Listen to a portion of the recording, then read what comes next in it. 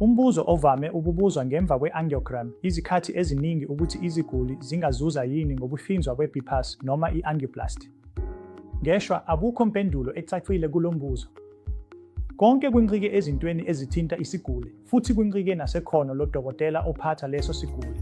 Izikhathi eziningi isizathu esenza isiguli sithunyelwe ekwenzeni i-bypass surgery ukuthi kunezithiyo ezinkulu emithanjeni yegazi yenhliziyo egcwele i-calcium njengokuthi noma ku-bifurcation or yokuhlukana kwemithambo noma ngezinye izikhathi isifo esihlakazekile ku-coronary artery.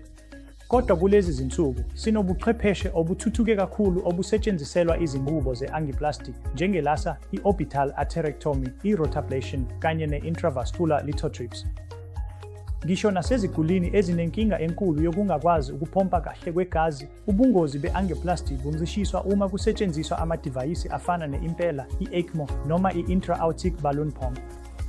Ngakho-ke, umphumela walezi ziguli ngemva kwe-angioplasty ungcono kakhulu futhi isikhathi sokululama sikhulu kakhulu, sishesha kakhulu. Ngenxa yalezi zizathu, namuhla emazweni amaningi angaphandle, i-angioplasty isiyenziwa kaningi kakhulu kunakuqala kanti nenani lokuhlinzwa kwe-bypass lehle eminyakeni edlule.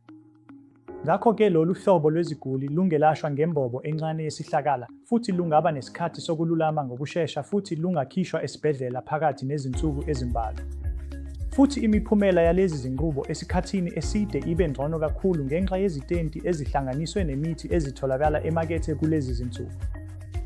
Ngakho-ke, kodwa-ke, kuneziguli ezimbalwa kakhulu esizizwa sengathi ngezinye izikhathi ukuhlinzwa kwe-bypass kungcono, kodwa izikhathi eziningi lezi ziguli zingelashwa nge-angioplasty.